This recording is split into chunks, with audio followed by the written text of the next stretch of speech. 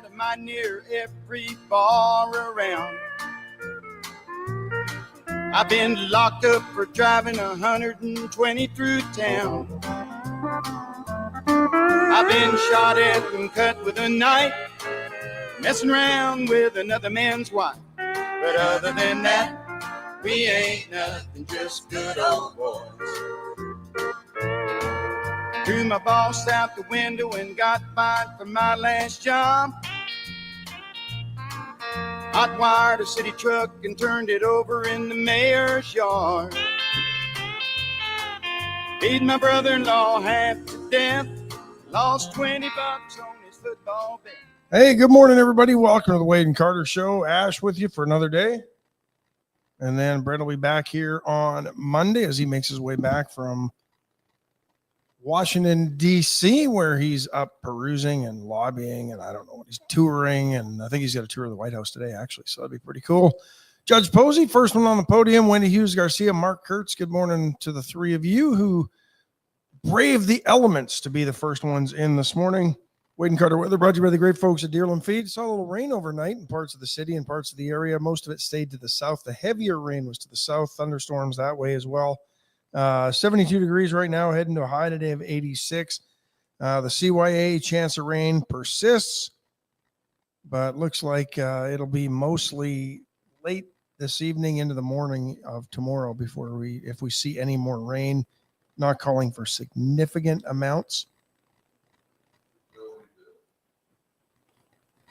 And it looks like Saturday, Sunday look pretty nice for the weekend. So temps will be a little bit cooler tomorrow night, 58 for the low. And highs in the mid 80s, a little bit cooler than what we've seen the last couple of days. And as I take a sneak peek into the weekend, looking pretty much like today. So there you go. 72 to 86 is where we are right now and where we're going to be weather-wise.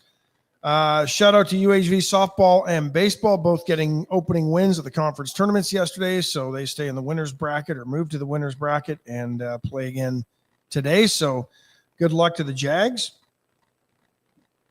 as they seek postseason glory and burst in the NAI national championships after these conference tournaments. BJ Nelson checking in. Marvin Mickers, good morning. Scott Tomko, Sherry Jacobs, Linda Christ, Bobby Leister, Heather Stewart, Scott Snow, Randy Langston, good morning. Stephanie Cotty. Buddy Stavanoa, Randy says he's got an address for Brent of the special interest groups that keep sending out the prop mailers, the Proposition A mailers or whatever it is on the city ballot. That's a reminder, folks, tomorrow is election day. Go vote to elect school board members. Andy Rokovich is going to stop by later today. Or this morning, I guess. Not really much later today. We're only an hour show. I sound like we're talking. I make it sound like we're on all day here. 6 hours from now, he'll be here by himself. He'll be here by himself, knocking on the door, trying to get in. And always anyone there. So Andy will stop by, bottom of the hour. We'll talk to him. And mayoral race is contested. Jacob Sauceda against the incumbent, Dwayne Crocker. And Andy's up against Margaret Pruitt, and then Mickey Costella, Christian West, and Josh Moore in the other school board seat. And then I think we've got 2 city council races that are uncontested, and you can either vote for the incumbents or don't vote.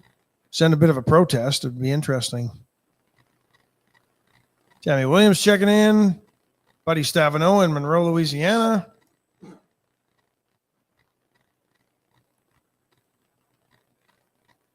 Buddy was there watching UHV get a 6-5 win over University of Southwest yesterday, and the softball team, Jag softball, 7-4 winners over A&M San Antonio in Battle of the Jaguars. So there you go.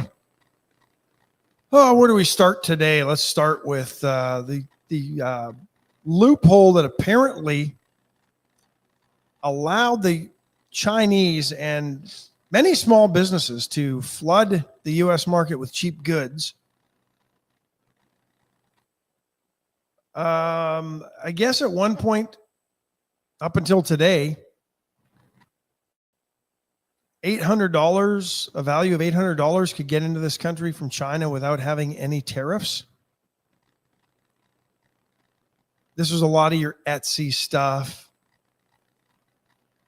What are some of those other low-hanging knockoff? You know, people would see these shoes on the website. Like Temu? Yes, that's the one. Thank you.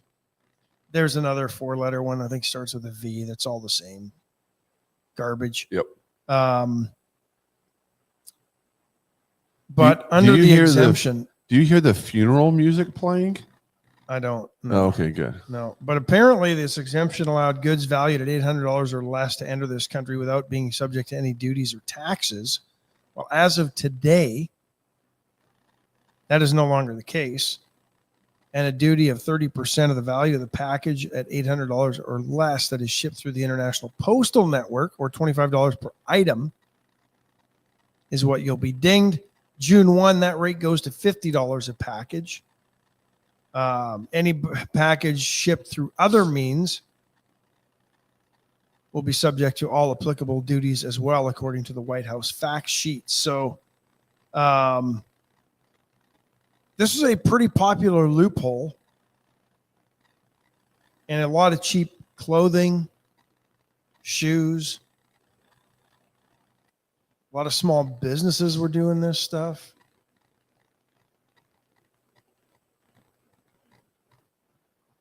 Lisa Poole, good morning. Will Vincent checking in. So that loophole's been closed as of today. Randy Langston doing work on some of these places. I was via Gemini, which I think is, what is Gemini? Is that a search engine? No, that's a AI model that Google created. Thank you. I'm not familiar with them all. But Randy says that, and this is, I think, is this the Auto Rental Car Association of America or whatever? That's the address. I recognize it. 300 New Jersey Avenue. Apparently, it is a office and co-working space in Washington, D.C., near the U.S. Capitol building. Offers a variety of flexible workspace solutions and amenities for professionals. Basically, what it does, my guess is, the Rental Car Association of America is probably one guy working out of his home, but he needs a legit office. So he puts that on there, and that's where all the return mail gets sent to, so it doesn't go to his home. That'd be my guess. It's like a post office box kicked up a notch. Makes it look legitimate. We have empty boxes here. I wonder if we could charge a little monetization fee. We should have been shipping $800 packages to here and then reselling them. That's what we should have been doing. We missed that mark. Yep. Day late, dollar short. It's funny as everybody starts like, oh, but there's going to be tariffs, 145%. Yeah, that's on the value of the goods. That doesn't necessarily, or I believe the tariffs actually are on the cost of the goods, not necessarily the value. But this loophole is on the value of these things. So then there's stupid memes going around that cargo ships are going to be coming to the shores with empty shipping containers. Come on, really? Ain't going to happen. There's Junior Samples, Melissa Hansen, good morning. But here's a serious question, though, for all of you listening, and you can give us call numbers on the screen, 361-935-6215, because I've often wondered as Donald Trump, our president, decides to bring American jobs or jobs back to America. I can't call them American jobs anymore because they've been gone for a generation or more. But when you look at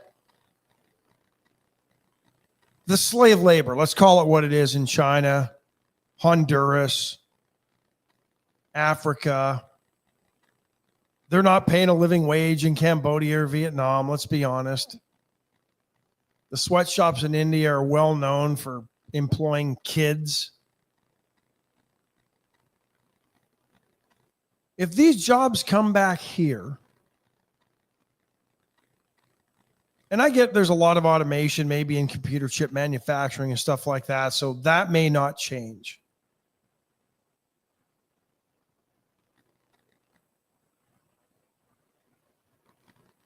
How does the cost of goods, if we're building and manufacturing these things in the United States with U.S. labor at U.S. market rates, how does that lower the cost of these products? I can't find an answer to that, but that's the question I have, because I can't believe when you've got Bernie Sanders promoting living wages, and now you're talking $30 minimum wage up in the Pacific Northwest, and idiots like that want $15 is no longer any good. They got to jump it up more. How could we buy a can opener for $8 or $2 that we're getting from China that we know is going to cost 4 times that once it gets here? It's going to cost us $8 because our labor costs are infinitely more.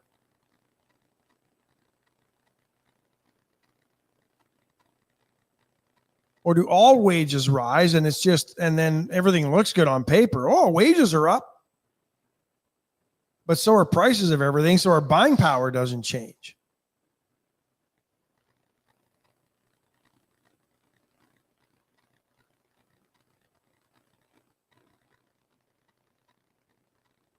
I mean, let's be honest. There is some benefit to having this stuff made in China. Whether you wake up every morning with a clear conscience, knowing that the little kid that was sewing together your Nikes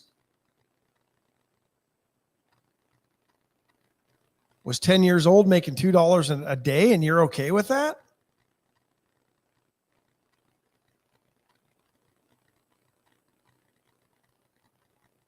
I mean, my hey dudes are going to go up. They got to.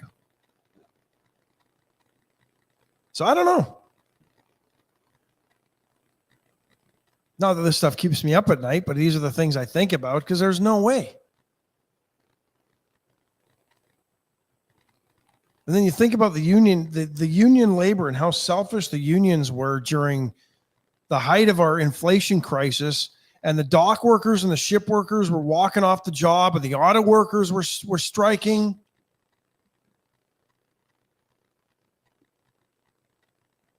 Meanwhile, the average American family hadn't seen a raise in years.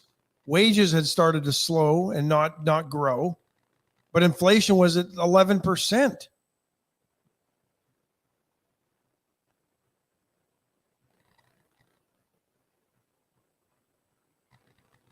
And you can't just blame China for these products and jobs going to China and other places. Our unions are responsible for that.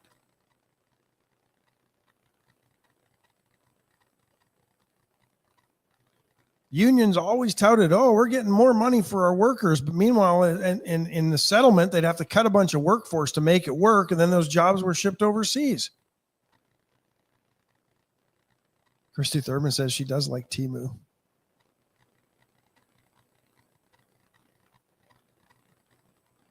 There's Monty Howard checking in. I don't know. That's just, as much as it sounds great to have jobs coming back to the U.S.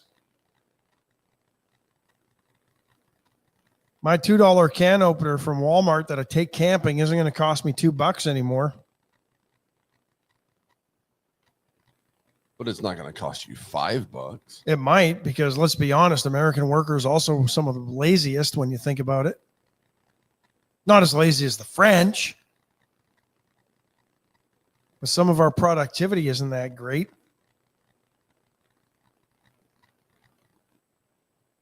I'd be curious what sort of, and I keep using can openers. I don't know why, because I just picture those metal things with a little, they look like, yeah, exactly. The real cheap ones, not the nice KitchenAid one with the plastic handles that actually opens cans all the time. Oh, you wanted one that worked? Yes. Well, that's $250. It's more than that.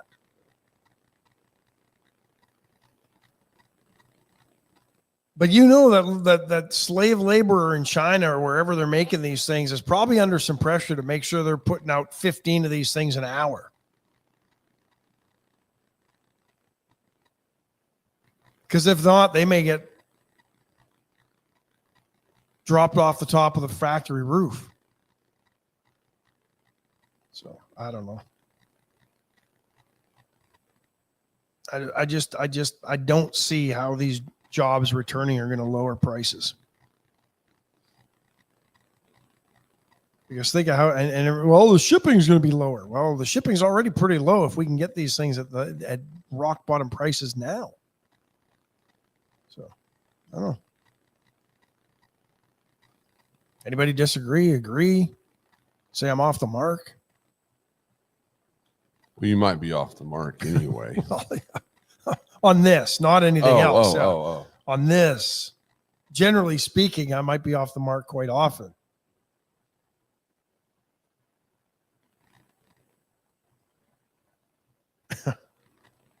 Separate issue. Yeah. Well, seeing nobody move to the microphone, we'll move on, I guess. Feel like I'm running a city council meeting all of a sudden. Everybody good with this?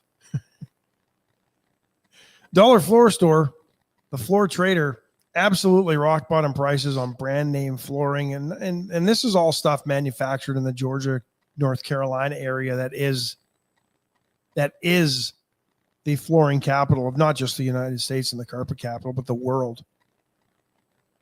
You ever been through that area? The factories are amazing. Huge. And it's all produced right here in the United States. And the Dollar Floor Store gets truckloads of this stuff and passes the savings on to you. I mean, we're talking $2 for the really nice ceramic tile that looks like wood, which I've never understood. Why don't you just get wood? But some people like this look. Now, is this stuff like overstock? Or? No, they buy, like they buy it. And they have lots, like they have plenty. You would have enough for your job plus to throw some in the attic in case the flooring gets That's the wrecked. hardest thing right there when you buy something and then you're like, yeah, you never a year later you need one piece and you can't get it. Can't get it anymore. Exactly. So no, it's great. The pricing is just phenomenal. Go in there, talk to Tamara and let them know we sent you. That's the one thing I will say. I'm proud of our sponsors and they've stuck through when conservative radio has been boycotted against or conservative leaning. I appreciate it. Went Services for all your electrical needs. Generator service season just around the corner. Went they are your Generac preferred dealer, but they can get you other brands if you are a brand specific type of person and have a favorite. Kohler, Briggs and Stratton, Cummins, they've got them all. I think they carry like 12 different brands of generators. So give the folks at Went a call, and they can hook you up with a whole home backup generator that test fires every month and make sure it works, so that if the power goes out, because you know it will, it's inevitable where we live, you will not be without power. Chesnick Furniture Company, open today, open tomorrow as well, right there in beautiful downtown Victoria.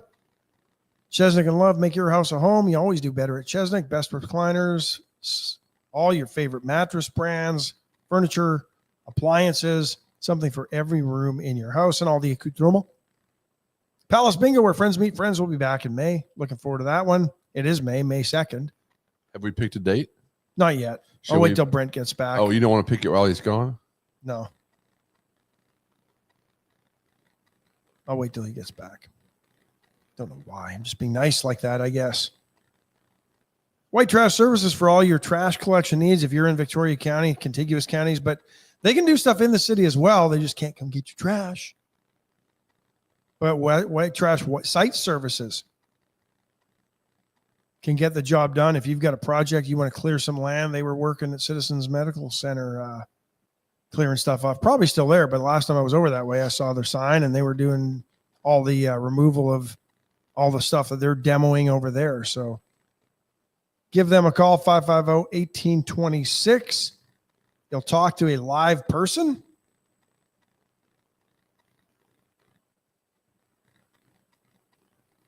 And you won't be through some Automated system. phone tree. Nope. Man, I hate those things. Me too. And the chopping block, if you're gearing up for grilling this weekend, going to be a nice weekend. I know a lot of people, I think, are heading to the coast, but they've got all of their smoked sausages ready to go. Plus, they've got the $7 baseball sirloins, $10.99 picanhas, $12.99 picanha steaks, all on sale.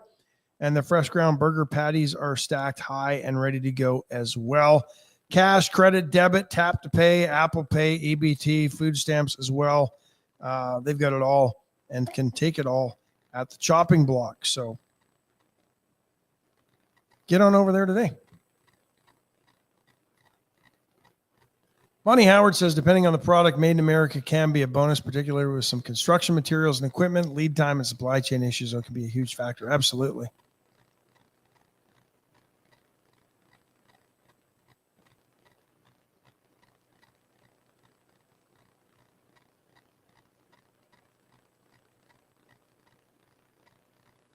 I'm gonna, and part of this trade war, though, I get it when you're talking with some of the other countries, but let's not forget our president is the one who renegotiated NAFTA into the Mexico, Canada, U.S. free trade agreement, U.S., Canada, Mexico free trade agreement, Canada, Mexico, America free trade agreement, depending on which country you're in and which country goes first. NAFTA was so less confusing.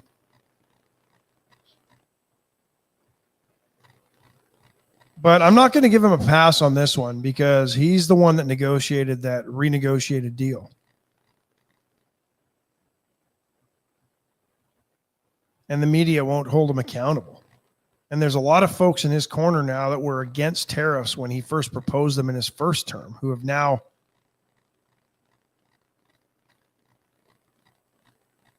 gotten in on the President Trump in his corner with the tariffs. So I don't know. Not enough about that. National Security Advisor Mike Waltz, he's the fall guy for the whole signal debacle. That's my take on this one. Somebody had to go.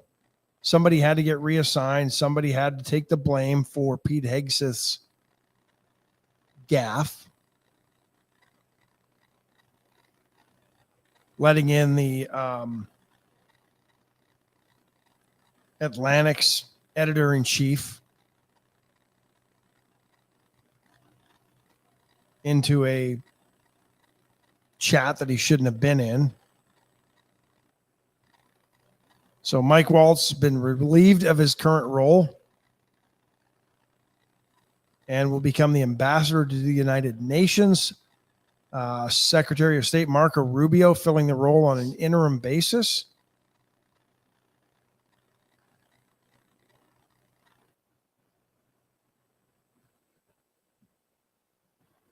And I know I've heard reports that they fired a lot of understaffers or, lower level staffers in the wake of the initial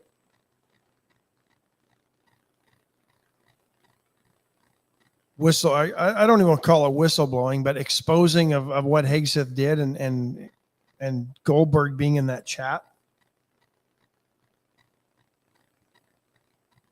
And I heard they fired more after the latest round that included Hegseth's wife being in on a chat. But make no mistake, Waltz is the fall guy, and I don't necessarily blame him for the gaffes. I don't think he's done a bad job. I don't know you can do a bad job in 4 months. Or whatever it is, 3 months on the job. But somebody had to go. They had to make it a high level enough person to act like they're doing something about it. Also to send a message. But the Department of Defense has it in for Donald Trump. There are people there who are mad that they got passed over for Secretary of Defense. They didn't feel Hegseth was qualified, and you heard a lot of former generals. And these are retired generals, so they're speaking on behalf of their brethren that are still employed, right?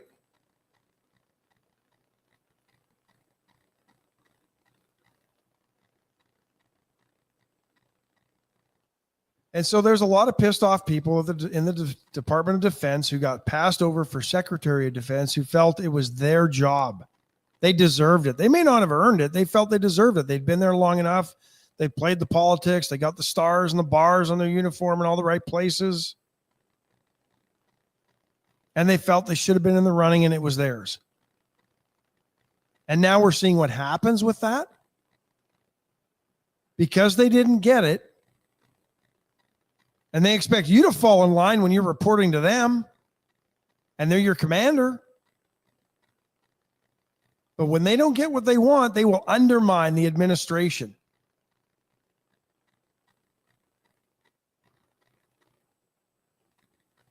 They're proving they're not loyal to anybody but themselves.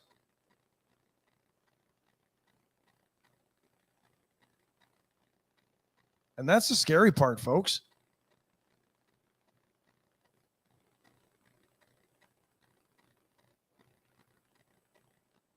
Monty Howard says he likes Marco Rubio as Secretary of State. I do too. I think he's done a great job. I was really impressed the first time around with Pompeo, but I think Rubio's done just as good a job.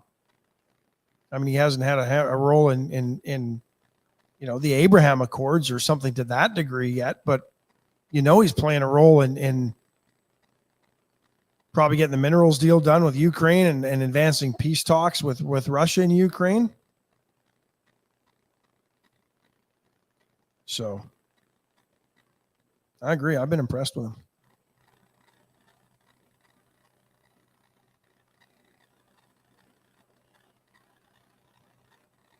You think it's just a coincidence that the Democrats and their love of all things socialism picked May 1st to try to protest against the Trump administration? I mean, May 1st is May Day, right? May Day. Typically the day that communists and socialists parade.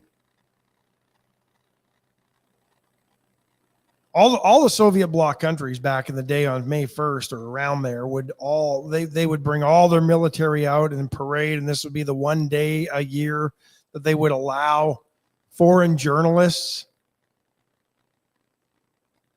to show images in that country because they all look their best, goose stepping along Red Square in Moscow.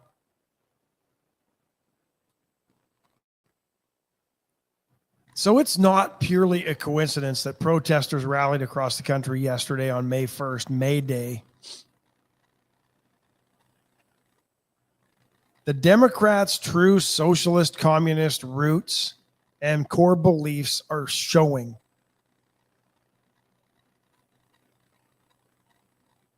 They could have picked any other day. If they truly believed that this was the country was doing wrong, they could have waited until closer to Memorial Day. They could have picked their own day. They chose May 1st because May Day is core to their belief and a day to celebrate communism and socialism. Don't think anything other than that.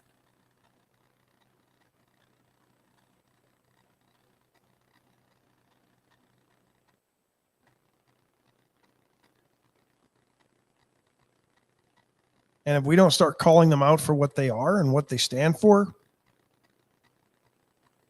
and if you look back over history, this communism, socialism wave in this country seems to rise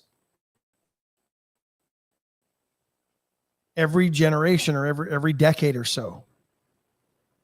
We saw it in the 60s in response to the Vietnam War. We saw it a little bit in the 70s. We didn't quite see it as much in the 80s.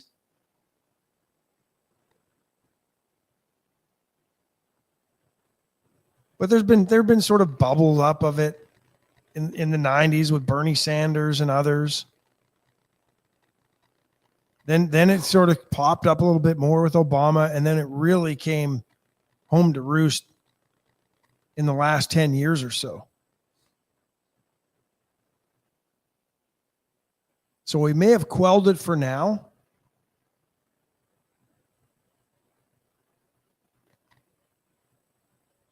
But it's getting louder. And they seem to be doing a better job of recruiting our youth into this. I mean, if this were the 20s, we would have just taken all these communists and executed them. That's what this country did. And the traitors, like this guy that just got this 25-year-old that just got caught selling, or I guess he just got sentenced to 7 years in Leavenworth for selling top secret information to the Chinese for 40 grand. 7 years. We used to kill these people, called them traitors. They were sentenced to death.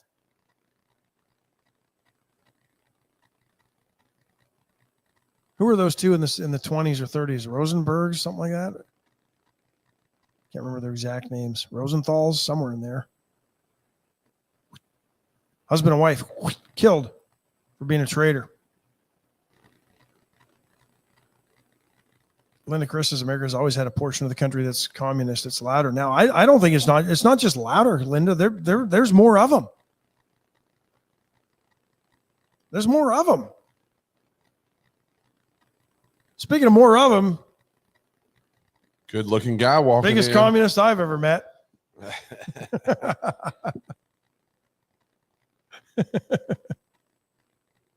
Fake news, man. I can do it.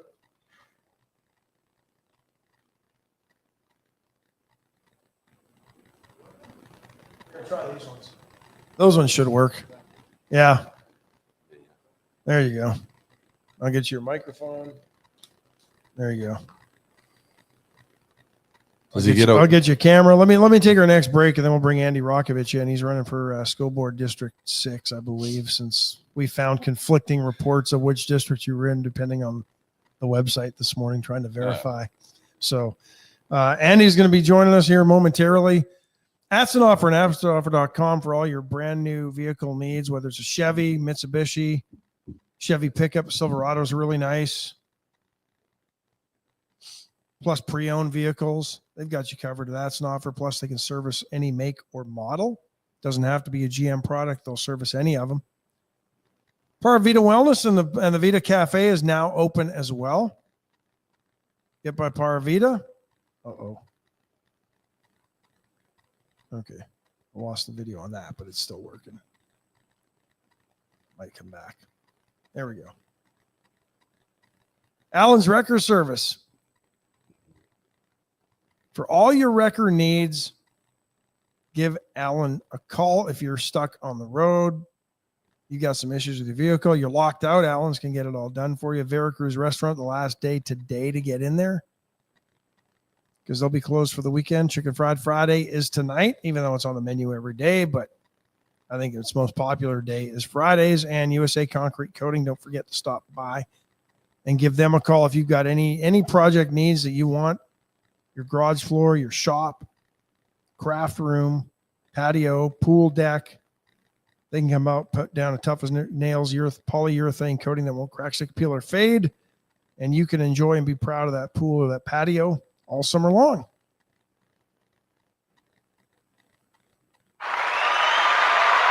Deafening. The applause is deafening. How are you, Andy? I'm good. How are you? I'm good. Good.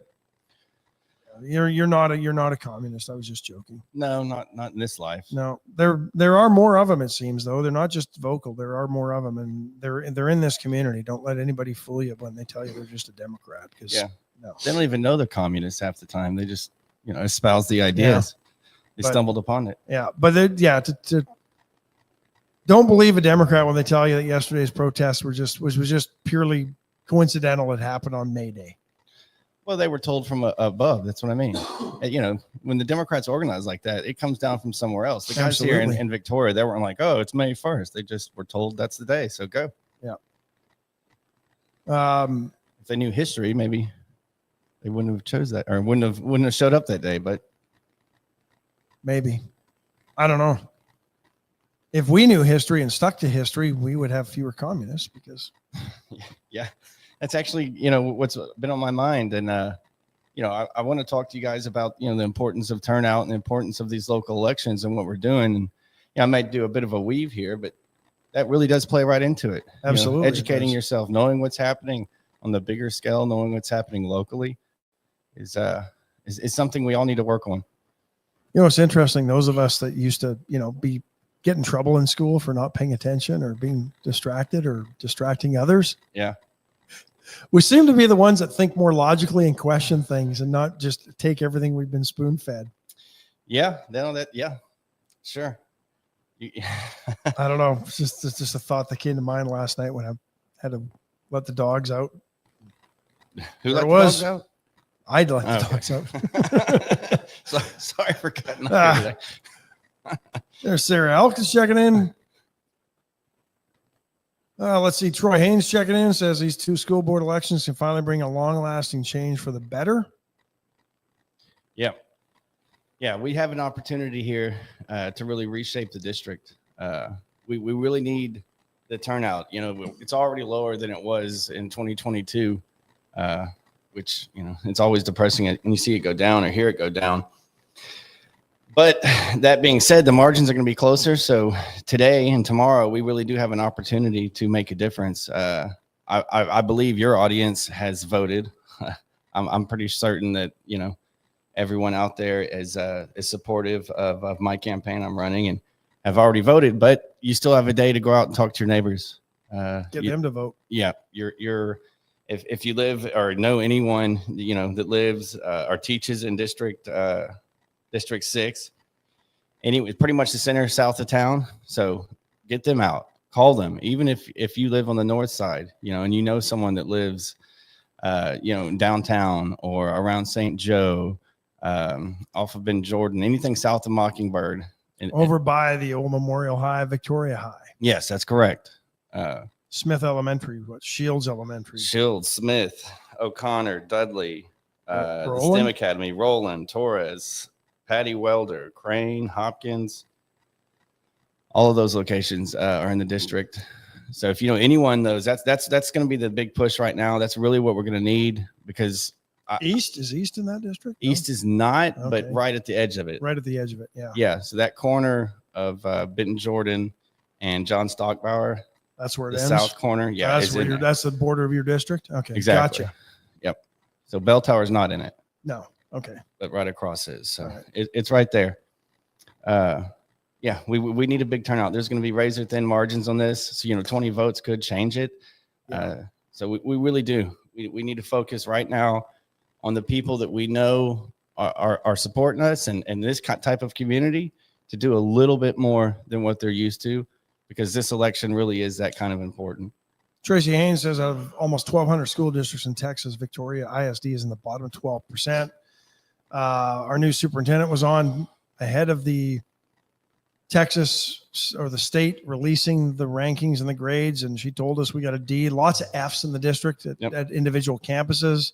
And specifically in District 6. I was just going to say, and specifically in District 6, a lot of those schools had Fs. All on the elementaries, all of them but Crane have Fs. And we don't have a high school in it. So. No. And what about the middle school? Howell? Is that the only one, or are they not in it? Not in that district? Patty Welder. No. Patty Welder? No, Patty Welder. Yeah, Patty Welder is the only one in the district, I believe. Yeah, it's middle school. Okay. Yeah. Yeah. But all the schools, it's my district's looking the worst, but so is the whole district. So is all of VISD. Well, it's interesting that some of those who don't want change, well, they changed the metrics and how they measure. It doesn't matter. Yeah. If you'd have been performing and they changed the metrics, you still would have performed. The fact that we haven't performed is why we're in the bottom 12%. And I appreciate our superintendent taking on this job, knowing what she was getting into. Yeah.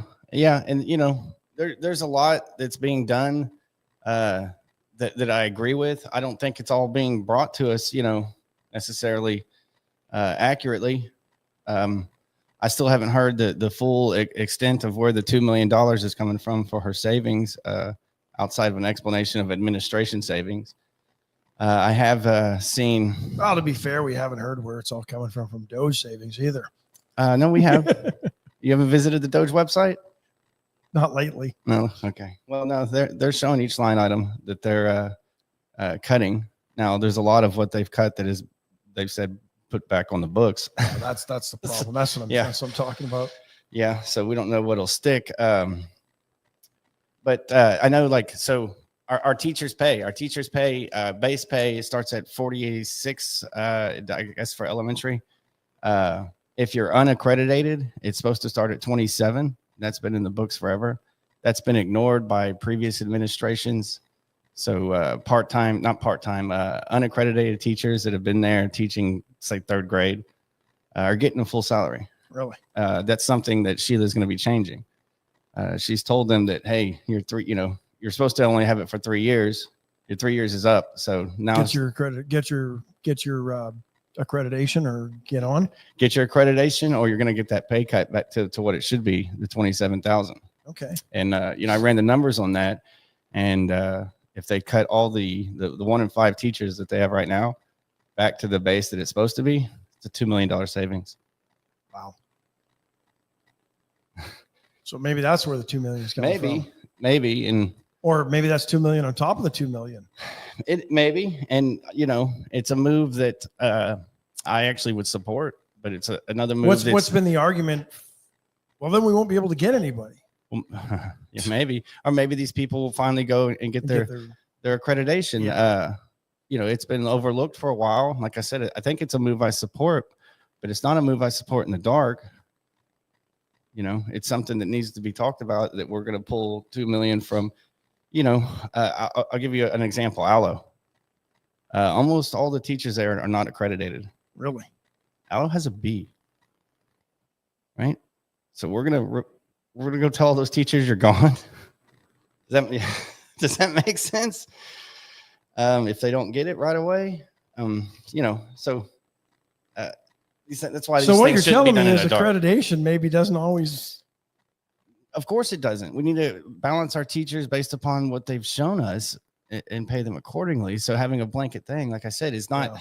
I like the idea because we need to put pressure on it. We need to look everywhere that we're spending that maybe we shouldn't, but we need to do it with an open conversation so that all the little things can fall where they lay. Would there be? I mean, just after what you've just told me, I mean, could a program be developed that would actually help them get their accreditation?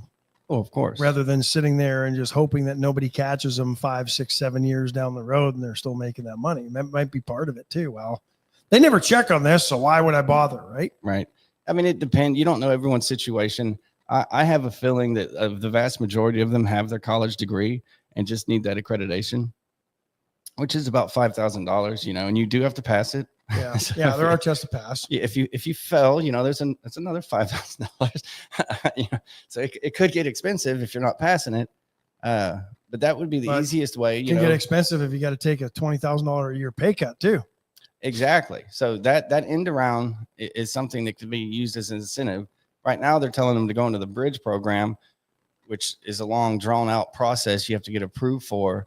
And if all you need to do is take the accreditation class, well, take the class, take the receipt to VISD, let them reimburse you.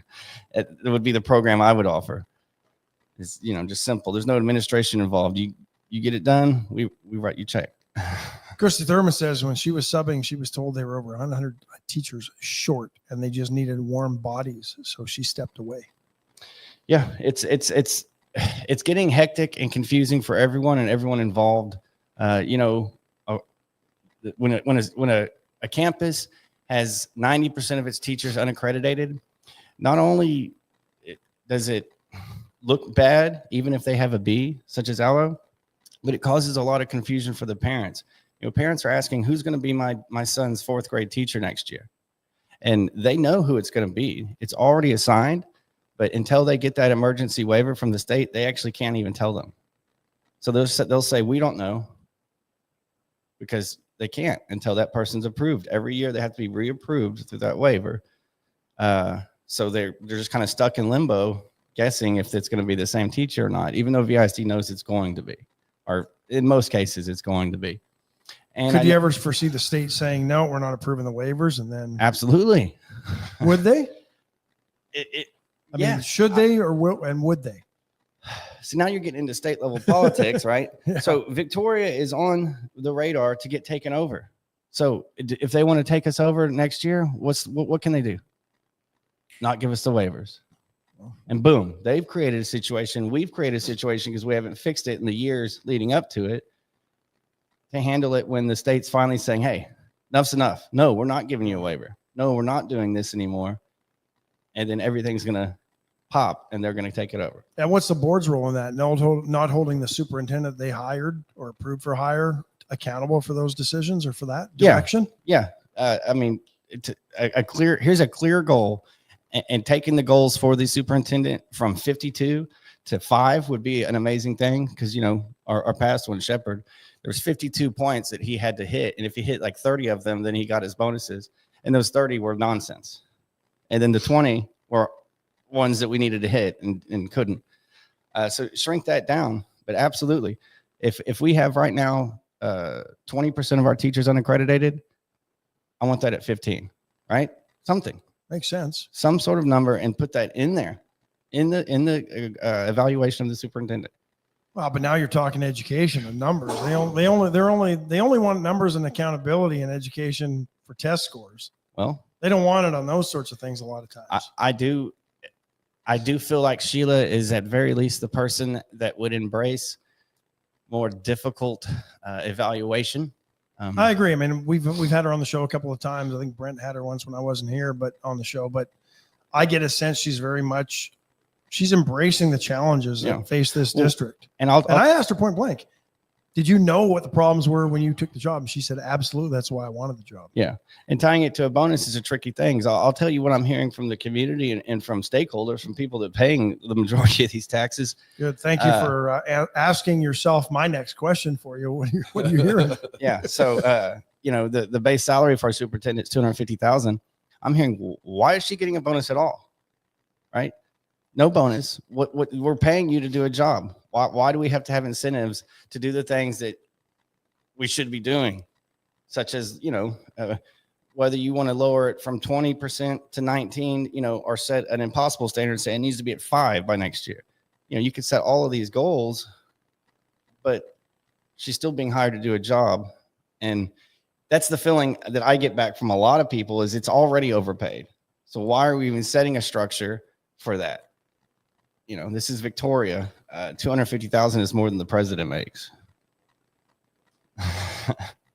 So, you know, there's a lot of way to take that. I would tell her not to take it as an insult if we make the goals seemingly impossible, because that's really what they should be. You know, you shouldn't be able to achieve all of your goals that are set forth, you know, before you. Because I think you've got to set goals that are realistic and attainable, but also affect change. And it can be demoralizing when you set goals and you don't get them, but it can be also demoralizing if you set goals that are too easy and always attain them, because then you know, I mean, there's a middle ground there when it comes to goal setting. They've got to be difficult enough to challenge you to want to do better and get better. But if you make them too hard or unrealistic to attain, it's demoralizing. If you make them too easy, it becomes a joke and everybody just puts it on cruise control because they don't have to do anything to actually attain the goals. There's a trick and a balance to it. There is. And I'd say it's kind of in between, you know, it's kind of like the rating things from 1 to 10. You know, Dave Portnoy does it on his pizza thing all the time. You never give a 10, right? So if your maximum bonus is $100,000, you should never get your maximum bonus. You should never get that 10 because that's saying, you know, there's no room for improvement. And that's obviously never the case, you know, so you got to have the goals just above, you know, reachable. Well, see, no, exactly. Although, I mean, I've seen it in sales where you hit your targets, you get your bonus, then they bump your target up to what you hit the year before plus some, right? There's always, and then, I mean, it pushes you. Yep. But when you're in sales, you get a different mindset than some. So, anyway, let's see what else is happening. We're definitely weaving here. Yeah, well, no, but it's a good discussion because we haven't had these kind of discussions. Remind folks tomorrow where they can vote and the times. What time? I mean, everybody can vote in their usual polling places. You don't have to go to Patty Dots and all the schools and every place that there is. But what time do the polls open? That's the one I don't know. 7 to 7. Okay, 7 to 7 tomorrow. If Not tomorrow. No, yes, tomorrow. Yeah, this Sorry. Friday. I know. I wish I had another day. I was a day I wish ahead. I Yeah, had another day. I was a day ahead yesterday. I thought yesterday was Friday, and here I am. Now I know it's Friday. If you're going to head out of town, I know it's going to be nice. A lot of people heading to Port O'Connor. Just stop by. It doesn't take but 5 minutes to vote and get it done. Yeah, and spread And the then- word. And then leave town. Come back to a place. Then leave town. This is a very, very big election. Very important and going to be very razor thin. So I can't emphasize that enough. How important it is to get, if everyone in this audience gets one more person, then this is a done deal. Yeah, I just, it's like the election results in Canada. They just reelected the Liberal government, and the guy that was responsible for most of the major economic decisions in Canada over the last 10 years. And I don't go in and, typically we don't endorse candidates on this, but there's one candidate for school board that's been there through all of the subpar ratings and the dissatisfaction in this community. And is voted with a smile every time. And she's your opponent. Yeah. And I think if the folks in District 6, and maybe they don't know that every school in the district had an F or D or worse, F, mostly Fs. Maybe they don't know that. Maybe they need to hear that. Yeah. A lot of you on Magic, a lot of you on Facebook, a lot of you on YouTube. If you're in District 6 and your kids go to these schools that we just talked about, your schools are failing your kids. And maybe you're failing your kids because you're not holding your schools to the standard that they should be held to, and you're not holding your school board representative, your trustee, to the standard that they should be held to, so that when time comes, they don't just rubber stamp a contract for the superintendent to say, oh, keep doing what you're doing. I mean, let's be honest, probably a good thing we haven't had ratings for the last few years, at least for the former superintendent, because he may not have been our superintendent for as long. Yeah. Yeah. And just, some more balance, as far, I'll say right as I'd like to go, I understand that there's a balance on a board. I want to push for those impossible standards, knowing there's someone over here that's going to, pull it back the other way. And together is what, we're really going to be able to get it done. And with this new group, they're going to work together. I don't want to let all the secrets out, but our board, our conservative side of the board has really had to bite their tongue for a while and hope and wait until they can get that 4, because every time everything they've said has been shut down behind scenes to where they can't even talk about it at the boards, the things they want to talk about. Well, look at all the accusations that have come out over time too. Like, oh, you may have circumvented, Open Meeting Act and all this garbage, right? I mean, come on. Yeah, well, slap me on the wrist, Texas Ethics Commission. Yeah, let's get it done. But no, I you look back, and I think we finally have a straight shooter in Miss Coyasso as our superintendent. She doesn't come out here. She doesn't come on the show and just spoken nothing but platitudes and slogans that make you feel good, but really have nothing to them. Or she doesn't fill you with so much jargon and gobbledygook that you can't understand it. Yeah. She strikes me as a really roll up the sleeves, let's get to work, let's get this done type of person. And I don't think we've had that in the 20 years that I can remember. Yeah, I think she's willing to take criticism. The unfortunate thing is I do think she has an impossible job without further direction from the board, in the right direction. She can't change policy. No. There's a lot of things she can't change. And there's a lot of things the board can't do either. That's, I think, the misconception in the public is they think you as board members are responsible for everything. Yeah, there's a lot of things they could do. It does take both. Something as simple as the states proposing to pull cell phones out of schools. Well, our board could have done that on their own. Absolutely. Our superintendent could have done that on their own. right? All of these people along the way could have done that on their own. Well, haven't we had policies that like that or like the dress code? We've just never enforced them, right? Yes and no. I mean, Okay. you can have the policy, just you're not bringing it. It's not on campus. You know, I guess what I'm saying is all of these things could be done by any step and anyone in that process, including the board. And a lot of times the board feels like they don't have that power and that ability, but they do. No, I don't think it's that. I think they've been afraid to take the criticism for making tough decisions. Well, that's not my problem. No. I promise you that. I'll No. take that. And I'm not throwing that wet blanket on all the current board members, but I think there's some that have been afraid to take stances that might have ticked off a friend of theirs who Sure. they think their kid is responsible enough to have their cell phone in class. I know that's not me, and I can speak for Mr. Costello. That's not him as well. He is not one that's going to take anything like No, that. I think we've got to do what's right by the students Yeah, and by this community, because what have we heard? Wow, we try to bring large companies to town and expand our tax base, but they don't like our schools. Yeah. Well, let's fix them. Yeah. And that excuse at least comes off the table. And we'll know really why they don't want to come here. There's a lot. The biggest thing close to my heart that I've espoused on this show over and over and over is turnout for these local elections. Yeah. So one thing I'm going to propose pretty much instantly in October. So they're going to be discussing the zoning maps for the schools. In that, I'd like to do two things. I'd like to discuss rezoning District 6 and 7. I don't know if you've seen the maps and how gerrymandered they are and how lopsided they are, and draw them the way most districts that have super districts in Texas do, which is whole community. So each super district would be voted on by the entirety of VISD. That would make it much more fair. That would make the two super districts much more strong. But the biggest change I think we could do for voter turnout would be to move our local VISD election to November, to the first Tuesday in November. We would instantly have thousands of people voting in our school board elections.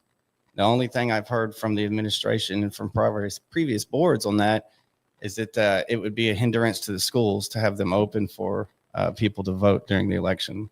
The school board elections are required to be at the schools. So Wait a second.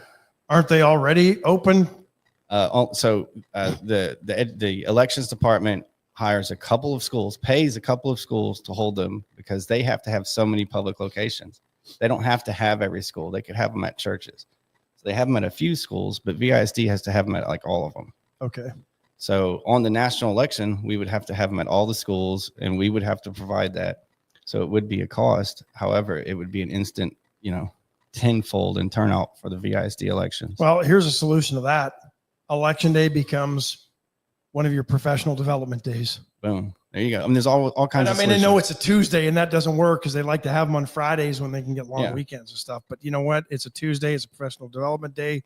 You can stay home and do your team's learning. Yep. And then in the reality, and now nothing's disturbed.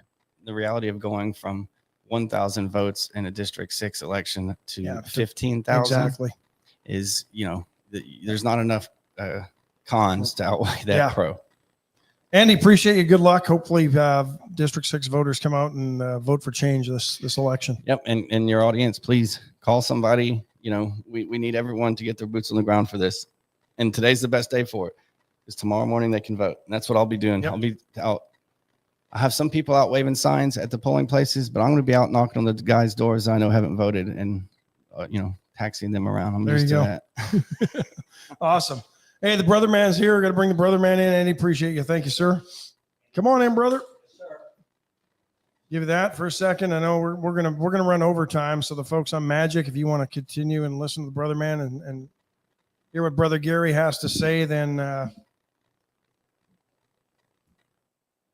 check out Facebook, check out YouTube. But for everybody else, well, we are here and we appreciate you. Let me get there. We go. There he is, the brother man. All right, brother. Good to be with you. And it is Friday. A couple of good points on VISD.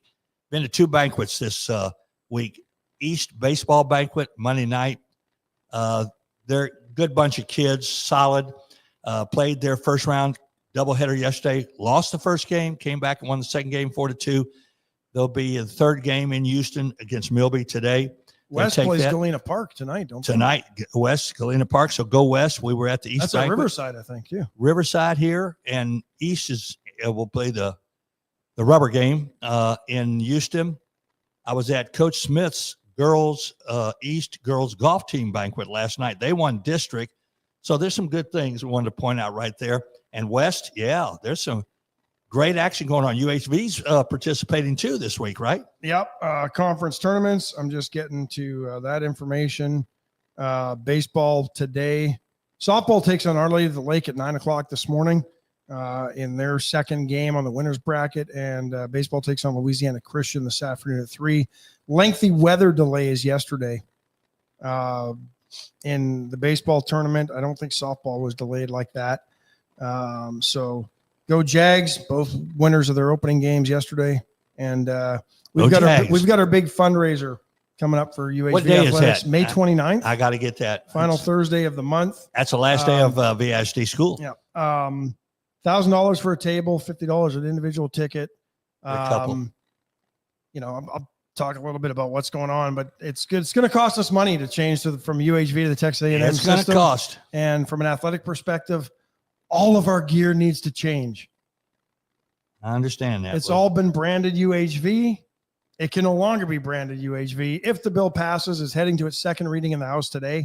And then I believe the third reading is scheduled for Monday. So by Monday, we'll know whether the bill passes. Governor says he'll sign it. So we'll know by Monday whether or not we're going to the Texas A&M system from UHV. But we need to raise a lot of money. I see that. I mean, money. I'm not going to say it's a lot for us. We have not had to raise this kind of money. But when you've got to replace a lot of stuff, because 20 sets of uniforms and all your practice gear and everything that's labeled. Yeah. Thought about that. You're going to raise some money. Yeah. Well, I can tell you right now, we'll be there with you then. What's going on this weekend? All right, real quick.